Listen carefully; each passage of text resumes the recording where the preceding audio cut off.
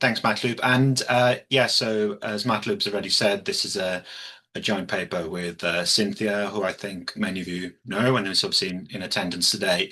And again, thank you to Matloop for inviting to give the seminar. And should also say that he was the one actually that put me in touch with Cynthia and suggested that she should contact me when she was visiting London last year. So this paper is kind of the product of that. So if you don't like the paper, then you should blame Matloop. Okay, so that's the start. But as you said there, the paper's on Ukrainian refugee children, different parts of Europe, as I said, and looking at the kind of schooling choices they make, both in terms of whether they attend school and what types of school they attend. So look, if I can go down. Okay, right. Okay, in terms of sort of background, then, hopefully, I don't need to say too much about this in the sense that I guess that people are pretty familiar with the context in terms of the Ukraine war and then the refugee movements that have occurred since. But given the way that our data, the way the data that we use, I think it's useful to go back to the start, where at the sort of after the war started in sort of February 2022, I think it was the 22nd, the 23rd of February 2022, there was initially quite high levels of refugee movements from Ukraine, also within Ukraine, which maybe spoke about later, to other, I guess, of neighboring countries. See Russia there, we're not going to look at Russia within this context. But again, neighboring countries in terms of Poland, Slovakia, Hungary, Romania, and Moldova. And you can see here in these kind of probably in the first month after the conflict, there was about 3 million refugees that moved, and you can see a high number there, almost 2 million moved to Poland. Okay, and you can see the date there is the 17th of March. So this is data, and we'll talk more about especially sort of UNHCR, so United Nations High Commission for Refugee data, which we'll essentially use quite a lot in different contexts within the paper. Okay, so that's the initial situation. But obviously, things have continued to happen with regards to refugees from Ukraine. And if, for example, we look at the left-hand map here, we can see by November 2022, there was still obviously high level of migrants in Europe from refugees from Ukraine, but they've become more dispersed. Okay, and so this is November 2022. You can see there 1.5 million in Poland, 1 million in Germany, 463,000 in Czech Republic, over 100,000 in Spain, France, Italy, UK. So we've seen that there's a kind of dispersal of refugees and obviously increasing refugees from Ukraine after the conflict started. Okay, so they're more dispersed. Now, again, we've been in touch with UNHCR and things about the data. And what we find is that it's actually quite difficult to construct a sort of accurate time series based on their data of where refugees have moved to in terms of countries. So what they tend to do is provide sort of snapshots on their websites, and there's no sort of accurate register over time. However, there are some data which is useful, particularly for the EU. So Eurostat collect data on temporary protection offered to refugee migrants. So you can see here on this chart, this is just for the European Union countries. Refugees, as I said, this is collected, I think, monthly up until the end of June 2025. And as I said, this is just temporary protection. Now, that is only one type of refugee or migrant from Ukraine since the conflict. And again, I'll talk more about that later. So this is just motivation to say, obviously, after the initial movement of refugees from Ukraine to neighboring countries, we've seen a much bigger sort of dispersal since then. And obviously, we're talking about very large numbers here. So estimated, pretty much almost 7 million people have registered as refugees from Ukraine, with about another 3.7 million internally displaced.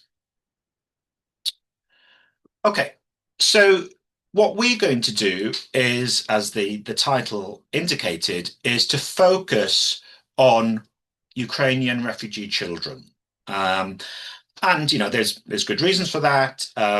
Partly that a high proportion of the refugees who've come from Ukraine are mothers and children, or children and other members of their households. And the UNHCR said here it is important to examine the impact that moving abroad has had on the education of Ukrainian refugee children. And I'll say a little bit more of that from a sort of educational, maybe labour market perspective later, again, that people might be familiar with. So the specific research questions that we're going to look at in this paper are, firstly, what is the likelihood that Ukrainian refugee children receive schooling? So if they leave Ukraine, go to another country, do they receive some form of schooling? Secondly, what types of schooling do they receive? Okay, and specifically, we'll look at, do they attend school, like formally in person within that host country? Do they do online learning, specifically again in the Ukrainian curriculum? Or thirdly, do they do both? Okay, that's the nature of the question. So we'll look at those questions specifically later. Yeah, Klaus? Just from my understanding, schooling, does this include kindergarten or just real school? Yes, it does. And I do a little bit of that. The ages we look at are between 5 and 17. Okay, thanks. Yeah.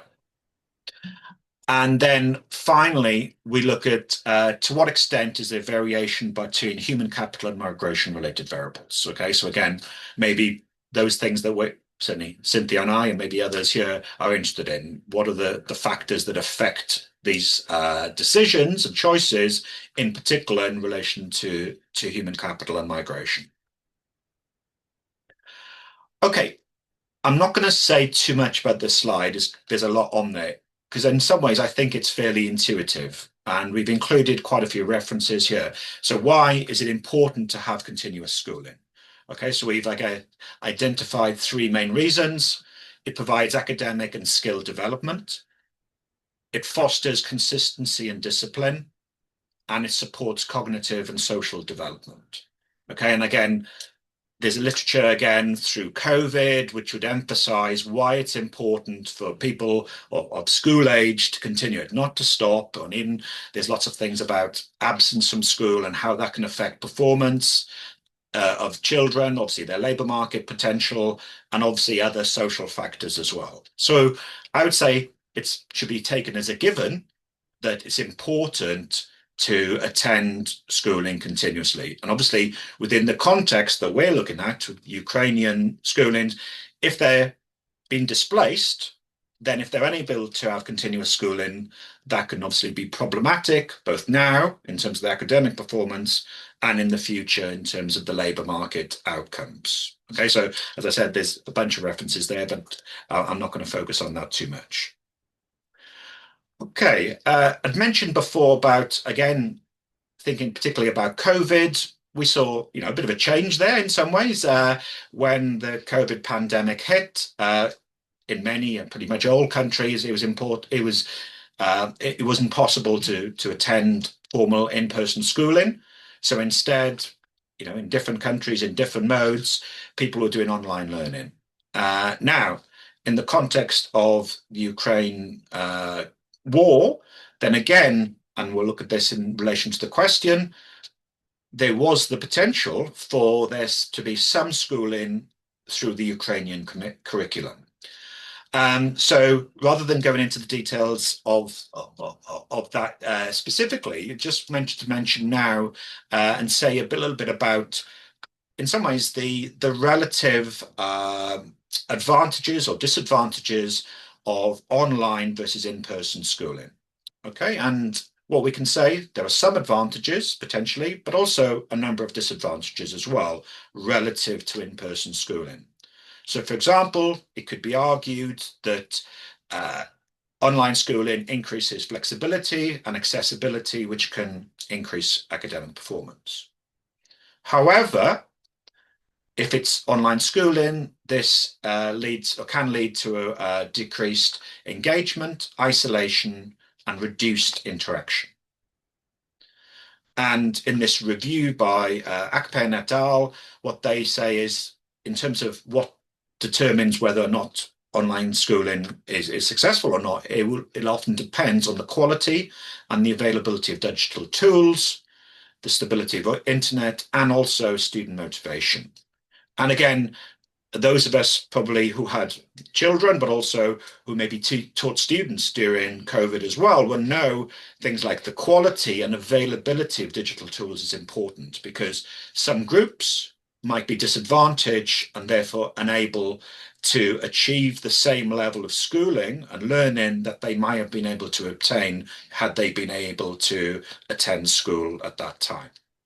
Steven, sorry, just to kind of Yeah, clarify. So when you say online schooling for in your context of Ukrainian refugee children, this is online provided by so from Ukraine. So if somebody is yeah, in Poland, that is provided yeah. online from Ukraine versus being in Poland and going to a Polish school. Exactly, but they can do both as well, and we'll talk a little bit about that later. But yeah, that's my understanding. The question isn't necessarily, it does say online schooling, and I'll show you later, in the Ukrainian curriculum. Now, again, Cynthia might want to come in here. I think she's done a little bit of research in the sense that whether that varies across countries and things, but there's, I guess, there's a specified curriculum which children, should they wish to have that mode of education, then can study.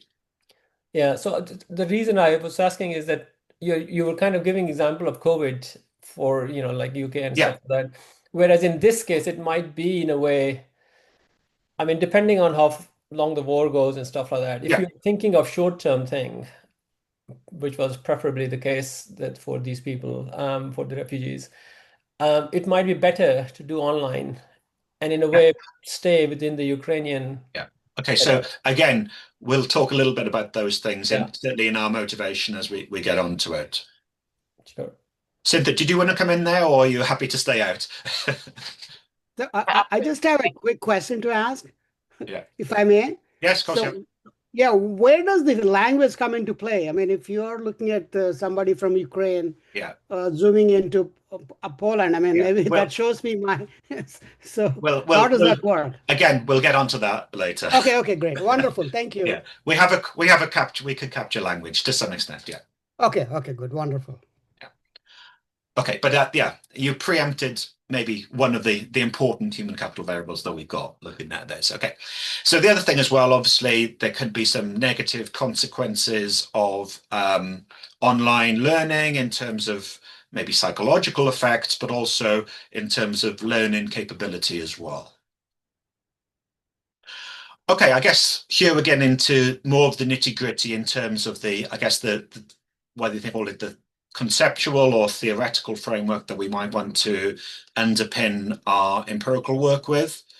And maybe not surprising as Labour economists, we'll start with human capital theory, both from I guess a sort of general perspective in the sense that we would, I guess, certainly as economists would argue that investing in skills and knowledge would increase your future earning capacity and economic opportunities.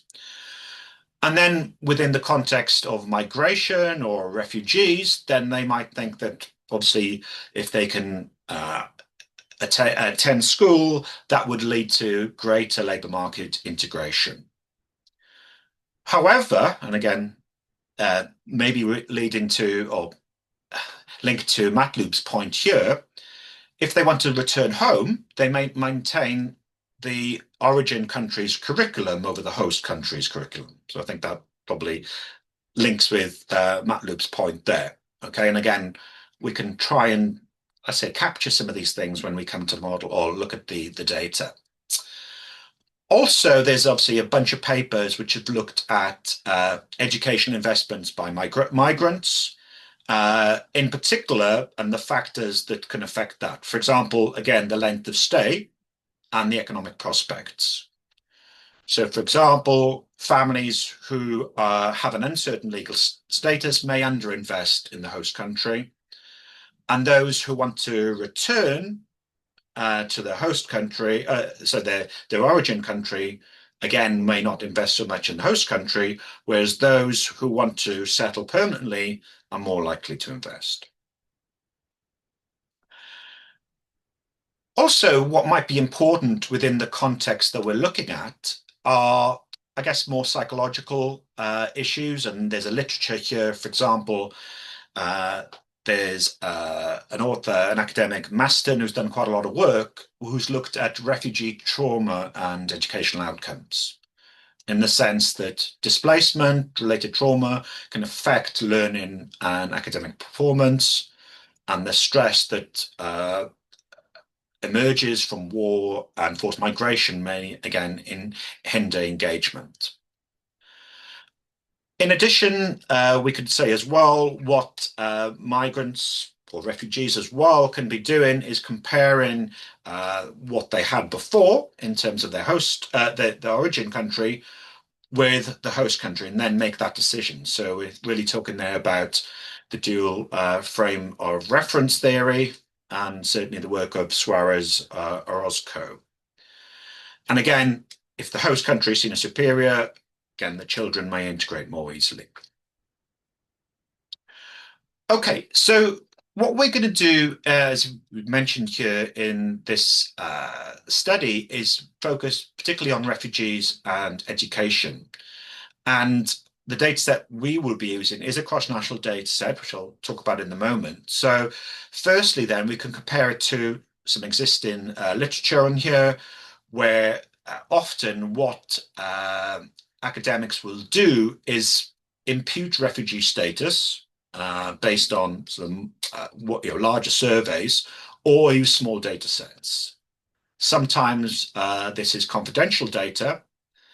Obviously, given this is a recent topic, there's not much specifically on Ukrainian refugees. Obviously, there's only about a 3-year window that it's been possible. But there are some country-specific studies, so some for the Poland and the Czech Republic. Okay, whereas here we are looking across a number of countries and different types of Ukrainian migrants as well, with different characteristics as well. There's the data that we have is relatively rich, maybe doesn't have everything, but has quite a good range of controls. So hopefully we're able to contribute to this literature, which is a relatively new literature, especially in relation to Ukrainian refugees. And also, it's important within the context of refugees within the host countries as well. Are they integrating? How well are they doing? What are the likelihoods that then for later life, whether it's in terms of remigrating or in terms of their prospects? Okay, so the specific data set that we're going to use now, again, is... Sorry, can I ask one question before you move on? Maybe you already explained this, but the refugees, do they come from the eastern parts of Ukraine bordering Russia, or are they spread from... Spread out. And I'll show it in the data. I haven't got a map, but I showed in the data. But yeah, they do come out from all parts. Every single oblast in Ukraine is in our data set. But you might think that if you're from one of the occupied areas in the east, yeah, that you would be more willing to integrate into Poland. Yeah, we control for oblast. Yeah. Okay. Thank you. Okay, so what we have is UNHCR data, and in particular, we have microdata which is obtained from this data called the Intentions and Perspectives of Refugees from Ukraine. And this has gone through several waves. So the data we use in this particular study is from wave 4, okay? And this was the wave that was available when we started writing. And that was carried out in April and May of 2023. Now, we have looked at wave 5 and 6, which have come out more recently, but we've decided at the moment to stick with wave 4 for a couple of reasons. I don't want to go into too much detail, but the sample size is larger in wave 4 than it is in wave 5. So we have more observations. The questions are slightly different. And in wave 6, which is much larger, there's no questions on education. So we can't look at that in wave 6. So we're just looking at a cross-section in wave 4. The accompanying sort of guidelines and report contains discussion of the sampling. What we have here, again, I'm not going to go into huge details, is it's partly a longitudinal sample where people are re-interviewed across waves if they indicate that they are happy to be re-interviewed. But also the sample is refreshed as well. Okay, and it's refreshed. They've got a sampling frame based on registering with the UNHCR. Okay, so it's a kind of, let's say, mixed sample like that. We can't identify individuals over waves. So we can't link individuals at all. We don't know whether they've been in a previous wave. What we do is there's two different files. There's a household file and an individual file, and we combine the files because otherwise we can't link the questions, the individual's answer, say on their schooling, to the household characteristics. So we have to we've linked the data. Okay, so specifically then, the questions are asked to household members aged 5, I think it's just 17, I think is generally rather than 18 there. And there are two questions that are asked. So in terms of people in the household, does he or she attend school or preschool? So answers Klaus's question, I think, either in person or online. Okay, yes, no, prefer not to answer. There's not many prefer not to answers. And then question 2 is, where does he, she attend school or preschool? Formal school in this country, online remote learning in Ukrainian curriculum, both prefer not to answer. And again, we there's not many in this prefer not to answer. We just drop those observations. There's very few. Okay, so I'm going to focus here on the countries we have data on.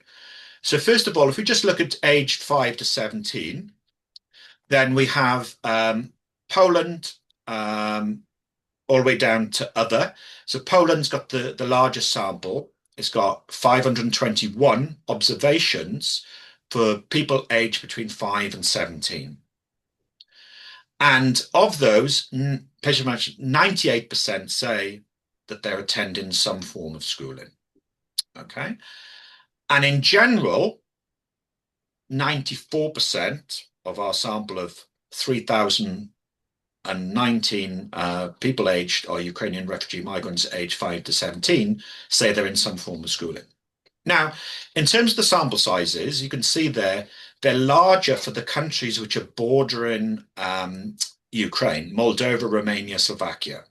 And the reason for that is where the UNHCR obtained their sample from. The main sample was obtained from those 4 countries. The target sample size in terms of households was 500 in each. Okay, they might have forgotten. So, whereas in other countries, so you can see there, like Germany, it's 207. Obviously, that's not reflective of the number of refugees in Germany. In proportional terms, there's a smaller number. Okay, so they deliberately, in some ways, gain the main portion of their sample in those countries. And remember from the initial map, that's where the refugees initially went in the first month after the conflict started.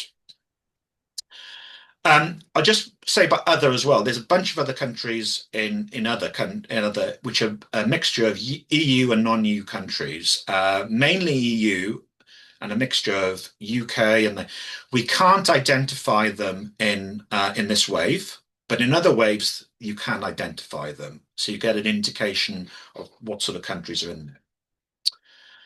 In terms then of the schooling, you said is high, so generally above 90%. There are a couple of exceptions. Czech Republic, okay, which has got a relatively large sample, 145, it's 86%. And in Turkey, which is a pretty small sample, is 73.5%. Okay, there are some differences between children aged between 5 and 11 and 12 and 17, but they're broadly in line with each other. But obviously, once we split the sample, there's much smaller numbers in the two groups there. Okay, so Daphne, yeah. Yeah, I have a couple of questions. Yeah. First relates to this age group of 5 to 11, because this contains quite a mixture of perhaps school children who are not yet at the age to go to school. Would it not be more sensible to break it up according to whether they would be eligible to go to primary school? Rather not. And the second is relating to the form of the question. I know this might sound as a detail, but I've noticed this in the labor force survey. When they are asking whether you are in school, it could be that you are on holiday, on school holiday, and then you reply, no, I'm not in school because I'm on holiday. And I'm wondering whether in some instances, like, for example, the Czech Republic, where it's very low, and you mentioned April and May, and that's usually the Easter time, and maybe people are on Easter holidays, maybe whether that interferes at all with the replies you get. Thank you. Yeah, thank you for the questions. Yeah, I think on the second one, I think that's a good observation. I can check whether we have a date of the interview on it. I'm not sure, but and then the first one, there's nothing we can do about it because they aggregate it. So this is the best age breakdown we can get: 5 to 11, 12 to 17. We don't have a specific age range and like that. It's a group variable, and we've asked for more detailed data, and it's not available. This is the publicly available data. Okay, but thanks for your questions. Okay, in terms of types of schooling then, what we have here, and again, I've just highlighted some. I tend to use red as high, blue as low. So in some countries such as France and Spain, about 3/4 are doing formal schooling. These are the ones who are in school, who say they're in school. Whether they're not on holiday, I don't know, but maybe we can check a little bit on that. But these are the people, we said 90% who say you're in schooling. So in France and Spain, about 3/4 seem to be or indicate that they are in formal schooling. And then correspondingly, very few in France, only 6% say they're online, remote learning, and about 20% say they're doing both. Okay, obviously the numbers there are pretty small. Whereas there's some different cases. So in Bulgaria, only 20% say they're doing formal schooling, 65% remote online, and 14% both. And then some other countries, Moldova and Romania, again, about 60% say they're doing online. Okay, and then Moldova, a small percent saying doing both.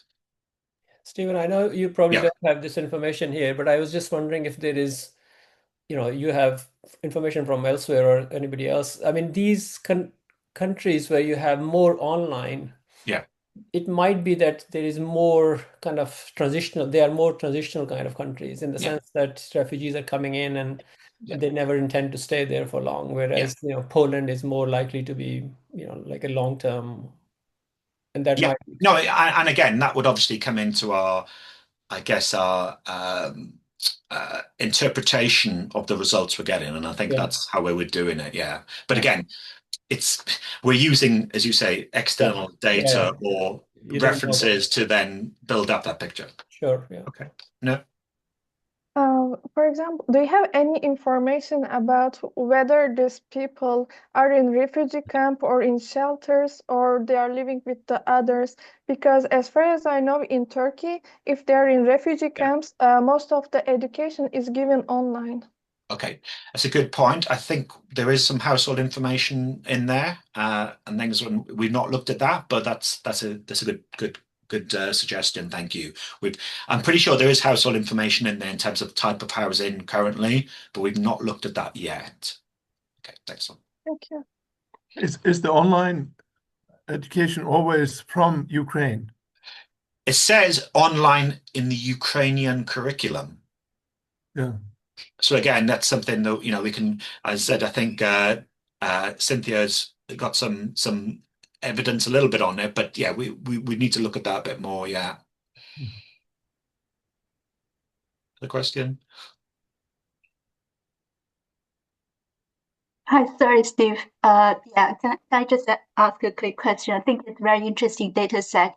I was just wondering if you think, the differences between the structure of the education system or the textbooks or curriculum structures or contents could have certain impact on, the percentage of schooling or the performance.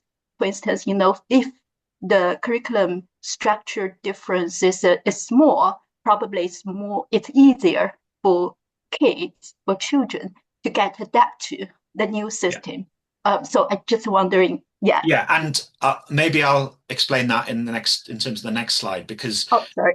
No, that's fine, but in the sense that you're right, in terms of some countries, their educational system, how easy it is to access and what's available will obviously determine some of these results, but it's difficult to actually identify exactly what's driving it. So what we go on to do from here on is we combine the countries. So we do country groupings, and that's partly why, because of the small sample sizes. So what we've got here, okay, we're grouping different types of countries. So we've got old EU countries, okay, which is EU 14, so France, Germany, Italy, and Spain. Those are ones we can identify.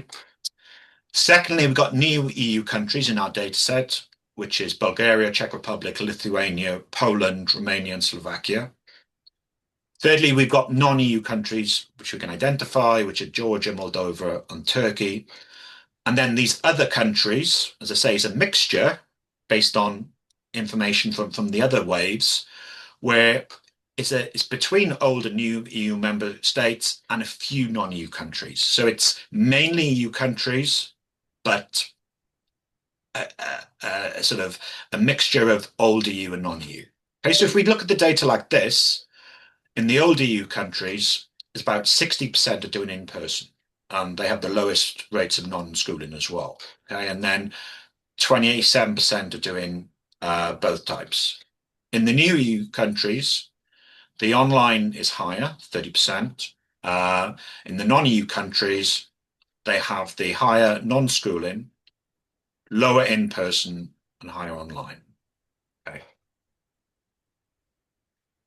So I think this is answering Gylfi's question to some extent. What I've done in this table here is shown a selection of oblasts. These are the larger ones, okay, but we have them all in terms of where they originated from, the refugee. So we got Donetsk, Kharkiv, Kherson, Kiev City, and Odessa. Okay, I've just got some there. And look at some of the differences there. So, for example, in Kiev City, that we've got 50% are in person. In Odessa, it's 31% if they come from Odessa. Okay, we're not controlling for which country they're going to now, just from where their origin is. If they're from Odessa, 47% are doing online, and lower 15% are doing both types. What we can do as well, though, is we can identify, does the oblast they come from, does it border the country they go to? Okay, so we've got bordering and non-bordering oblasts. Okay, in this case, if they're a bordering oblast, they're less likely to do in person, say much more likely to do online, and also less likely to do both types. There's not much difference in the schooling. Okay, so moving on. So look at some human capital variables, and again, maybe some of these variables which people are mentioning here, particularly language. I'll talk about this in a moment. So firstly, in terms of the education of the head of household, okay, the person who says they're the head of the household, we have 5 different categories here. So lower, technical, vocational, undergraduate degree, specialization, and postgraduate degree. So those who've got lower education, the head of households, the children in that household are less likely to have education. Okay, so higher percentage with no schooling, and also a high percentage with online than the others. Those with specialization and postgraduate degrees have the lower rates of non-schooling and also the higher rates of doing both. Okay, so both in person and online. In terms of the language, again, of the head of the household, if they don't speak the host language at all, they have the no schooling of 9.9%. And they're, again, more likely to do online, okay, 39% relative to in-person, 34%. If they speak the host language well, okay, they have 5% no schooling, 53%, so high rate of in-person, and then 24% online, okay. The latter category there speaks host language very well is actually, it's not as high in terms of the in-person, and maybe because there's a smaller sample, but also it may be, and I've looked a bit at this, it's maybe that it's a neighboring country, which then might be that they're less likely then to do the in-schooling, they might be going back, or they may want to do in-schooling in a different country in Western Europe, for example. We also have information of when they left Ukraine. It doesn't say if you've gone several places, but when did you actually leave Ukraine? And in some ways, this is, quite intuitive. If those people who left Ukraine in the early parts of the conflict, they're less likely to have no schooling. Those who've left more recently are more likely to have no schooling. Also, they're more likely to have online only, whereas those who left more longer ago are more likely to be in school. And then finally, we've got, there's a question about intentions. So we've got the larger one, which is to whether they hope to return permanently to Ukraine, okay? And in this one, this percentage for in-person schooling is 40%, and in no schooling is 7%, compared to they do not plan to return permanently. Okay, the no schooling there is 2%. It's a smaller number. It's 2%, and in person is 81%. Okay, so again, we would indicate if you don't think you're going to go back, then you're more likely to go to in person, less likely to be online, and both types.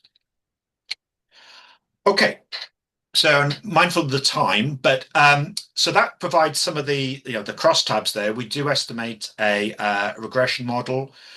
We estimate a multinomial regression model. The reason why we do this is we combine the outcomes then. So we have where we have naught is not attending school, 1 is formal schooling, which is our sort of base category. Second, the third category is online and Ukrainian curriculum, and the fourth category is both types.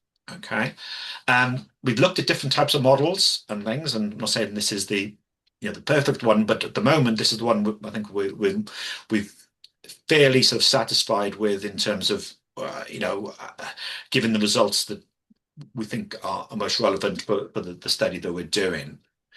Okay, so we have a bunch of controls. So there's country of origin, oblast of origin. There's some demographic controls, like when you left Ukraine, the child's age group and gender. Okay, these are banded in terms of age group again, as we saw, and also say gender identifier. We also have the head of household's age, gender, and also the economic activity, and we do include that as well as a control to see if that's relevant. Okay, so I'll quickly go through the results, and again, just focus on the significant results. And again, in terms of the estimates there, we've got the red saying it's more likely to, so it's higher probability than the default category. So if we look at, for example, the country group, we see there that those red figures there are indicating that in these countries, so a new EU member state, a non-EU country, and in other countries, there's a higher probability of doing online only relative to the base group of formal. Okay, there's also a higher probability from a non-EU country of no schooling. If we look at the neighboring oblast, people who live in a country which is neighboring to the oblast which they originated from, then they're more likely to do online and more likely to do both types of schooling as well. In terms of when they left Ukraine, again, we just have that pattern we saw before. More recent arrivals are less likely to have schooling and they're more likely to do online. In terms of Can I ask, yeah. sorry, this distinction between EU and non-EU, yeah, I could understand it if the European Union was spending money supporting education of refugees. So if you're in the EU, you get the money. If you're outside, you don't. But if it's not that, if it's just a country, then maybe the EU non-EU distinction is capturing some omitted factor, like the level of income, the education level of the native population, how developed the school system is, and things like that. So it's like a catch-all variable, the EU. Yeah, no, I think it's just the way that we've combined the categories, because I think we were concerned that if we were looking at individual countries, and again, we could report those results as well. Again, that's capturing a range of factors there, but we're just controlling for, as you say, the type of country there. So yeah, as I said, we wanted to control for that, but maybe say when we have the individual countries, that's maybe it's difficult to disentangle some of the effects. Yeah. Okay, in terms of the characteristics then, what we find is that they're generally insignificant here. Just to point out some of the more significant ones. So if the child is under 12 relative to those who are aged between 12 and 17, they're less likely to do online and they're less likely to do both types of schooling. Maybe that's because those people who are older have been in the Ukrainian system for longer, or they may have, qualifications that they can take in the Ukrainian curriculum, either just doing them or in at the same time as attending a school in the host country as well. In terms of the number of people in the household, we can control for that. So the larger households, so the 7+ people in the household, are more likely to be not schooling and also do online. Do you have number of children in the household? Yeah. So again, I think we can compute that. It's a slightly more difficult to do, but yeah, we could, yeah, we haven't done it at the moment, but we can probably do that. Yeah. I mean, that might be more relevant in a way, Okay. because, if you have 3 children versus 1 child, then it's maybe different in terms of line. Okay. Yeah. We haven't done it at the moment, but I think we could probably do that actually. Stephen, a quick question. Sorry to interrupt you. Yeah. So how about showing marginal probabilities rather than the coefficient? Okay. Yeah, no, we can do that, and the results don't change very much. But there was a few small differences, but we can do that. The results are pretty similar. But yeah, like in the paper, we will do both anyway. But I think there's arguments pro and cons sometimes with the way that marginal effects are calculated. But yeah, we can report that, no problem. Okay, thank you. But they don't generally change the significance of the results. We have checked that. So in terms of language, what we find that those people, again, there's the reference to those who do not speak the host country language at all. Those people who speak the host country language well, or that they don't speak it well, but they do speak it, are less likely to have no schooling. Okay, so more likely to go to school, and they're less likely to be online schooling, okay, which is what we'd expect, but there's no difference there between the both types of schooling. In terms of the education level of the head of household, the effects are generally insignificant. And again, they may be correlated with other factors, such as their employment status, which we will look at as well. Okay. But we do find that those with postgraduate degrees and technical or vocational education are significantly more likely to have both types of schooling. In terms of these sort of economic status or employment status, the reference category here is informal employment. And compared to those who are in informal employment, unemployed, full-time carer or long-term sick are significantly less likely to be attending school. But the modes of school are not significantly different in general, okay? The carer is more likely to be online, and then employed is less likely to have both types. Okay, so the final slide in relation relates to the migration variables. And what we find here, and again, this is consistent with the crosstabs I reported earlier, where the reference category is that the head of household plans to return to Ukraine permanently. Okay, so compared to that, those people who are not planning permanent return are less likely to have no schooling, less likely to be online, and less likely to have both types of schooling. Those who say that they're undecided about return or prefer not to say are more similar to those who are not planning to permanently return. So we could remove them. There's actually quite a high number in these categories, so we've decided to retain them at the moment. So they're not saying they're definitely going to return or definitely going to stay, but rather they don't know or they don't want to say. Finally, as I mentioned earlier, we can identify different types of refugees. So the default category is if they have asylum or they're a refugee, okay, asylum status or refugee status. Whereas the majority, as we know, have this temporary protection status, okay? So relative to those who have asylum or a refugee, still have refugee status, those who have temporary protection are significantly more likely to do both types of schooling, and also on the margins of significance there, more likely to do online only, okay, which might be indicating again that, you know, they're unsure again how long they're going to stay in the country. Okay, so just to conclude then in the last couple of minutes, obviously we're doing something, you know, relatively new here. Obviously this is a new area. Obviously there are a few other studies which have looked at maybe other countries.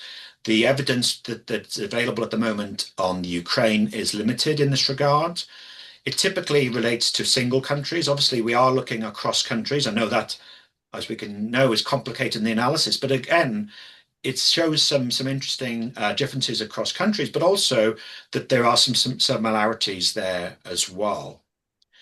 Obviously, as well, we'd be looking into, you know, not just in terms of the impact on the individuals themselves and the importance of continuing schooling and obviously the types of schooling that they're doing, but also what the implications might be for the countries that are hosting them.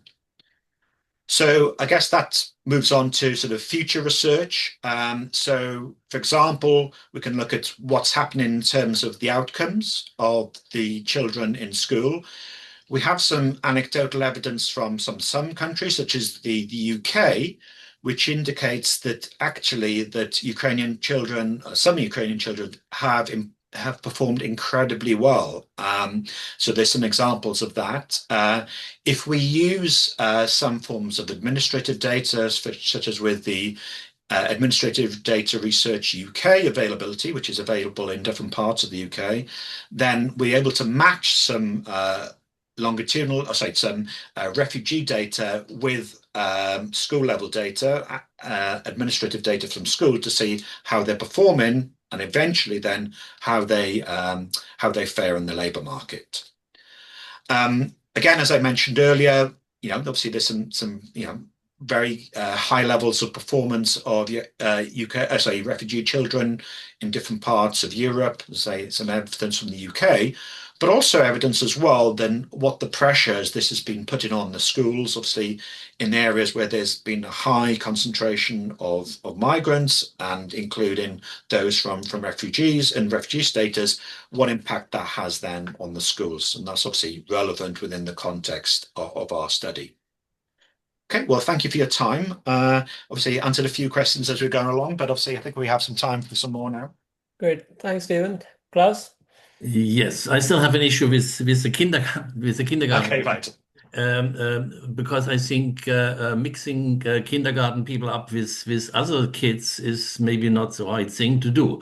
Is it because you cannot take them out, You or I can't mean, take them out. there's an issue, a simple issue to control by age. Yes, if you're Yeah, older it's the than age, yeah. 7 or So so. yeah, it's the age. So we could look at just at 12 to 17-year-olds, and we do obviously we control that in the dummy, but we could look at separate analysis for that age group. We can do that. Just to do some robustness checks, because I don't see what online means for kids in kindergarten. Yes, being in kindergarten has to do with being physically somewhere, and also with schooling. That's I don't know how this is handled. Is mandatory in most countries as such. If people are longer in the country, Yeah. they should be the kids should be in school. Isn't this also an issue? Yeah. And again, we obviously we have when they arrived or when they left Ukraine. Yeah. Okay. Yeah. Okay. You have only the impact, the initial allocation. What happens after a while, you don't know, of course. Okay. Thank you. Okay. Okay. Any other? Yeah, I have a Yes. quick question to ask, if I may. Yeah, of course. So when the students go to, for example, let us suppose that Ukrainian children, they go to school in Poland, okay, right, from what you showed us. So how quickly, I mean, were they received, in the sense, what I'm saying is, was there any hesitancy for the locals for these new children joining the schools? Exactly. I mean, I think there's definitely a literature on that, certainly in terms of migrants. I guess with refugees as well, that's something that we would look at in terms of obviously the implications. Obviously, we can't look at that directly within the data, but it, as I mentioned at the end, there is the issue about what's the implication on the host country as well in terms of the resources that are having to be devoted to extra pupils within the schools, and then what the impact there will be on the pupils already in the school. But yeah, that will come into some of the discussions at the end, but that's not something we're able to do within this data. The only reason I'm asking you is because if there are some private schools or public schools, I don't know how Yeah. the system works. Yeah. I would suspect, I don't have any evidence, but I think folks who may be affluent in Ukraine may be able to go to these private schools. Yeah. Maybe So much more easy for them to get again, in.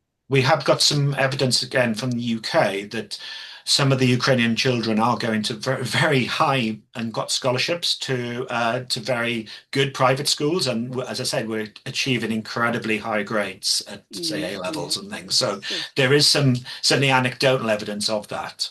Okay. The thing is, I teach at Middlebury College, and then we do get students from Ukraine. I'm telling you, across the board, I never had a weaker student from Ukraine. They were always class toppers in terms of the work ethic they have and what they do. But this is at a college level, so I was just curious how it Yeah, goes. and also again, the idea that they're doing both types of schooling as well. There's quite a large group of that are doing both types. So again, we can split that by age as well, but it's generally the older group that are doing the both types of schooling, and obviously more likely to do the online as well. Okay, good. Thank you so much. Any All other? right, folks, I got to leave because our Yes. semester started. Okay. Yeah. Thank you. Fine. Yeah. Cynthia. I was just going to kind of answer Fani's question, but there are studies looking at any specific country, but there is one of Poland, and it finds that Ukrainian students are more likely to be in public schools in affluent areas and areas with accommodative infrastructure and pre-war Ukrainians. So, I think enrollment could vary based on just different institutional factors and wealth. But we don't have that in this data set. But I think a lot of people are pointing out that there could be country level differences. And I guess you don't have the information on areas in which people live in, let's say in Poland or so you just have it's just that where they came from, but not where they live. Yeah. Because that could have an impact. Yeah, no, of course, yeah. Sorry, any other question? Can I? Yeah. Yeah. Sure. Maybe it can be interesting to control for the political position of the government in the country. Are there pro-migration or anti-migration attitudes for the receiving the refugees?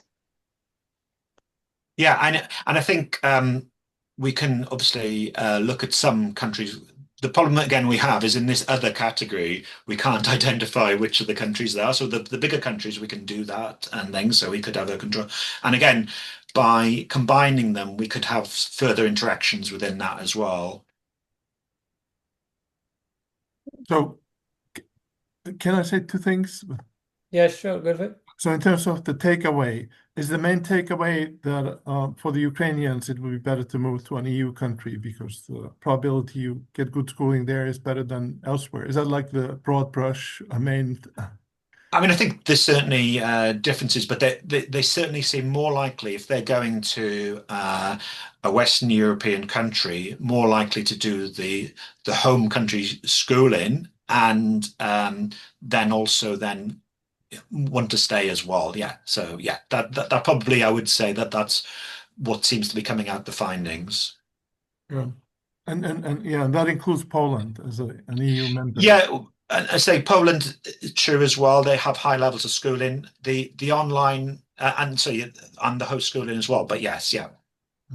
But then I thought of another thing. It is a study that is waiting to be done if it hasn't been done, is to look at if you were to assess the education systems in Europe based on how immigrants from a certain country perform in it, like measured on the PISA Yeah. scale.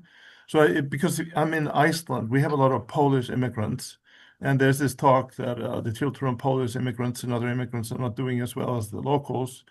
And if we were just to compare the performance on the PISA of Polish immigrants here and Polish immigrants in Ireland and the UK and other places where they are, it would be sort of an assessment of the quality of the education system or ability of the education systems to assimilate people with different languages. So then you would expect the country with the greatest ability to do better when it comes to refugees. Well, yeah, maybe this paper has been written. Yeah, I don't know.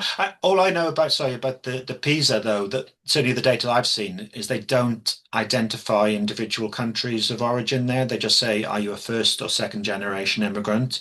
Now there may be more detailed data available, so it's difficult to get a nationality identified within the PISA. Now again, there may be other data sources that can be done.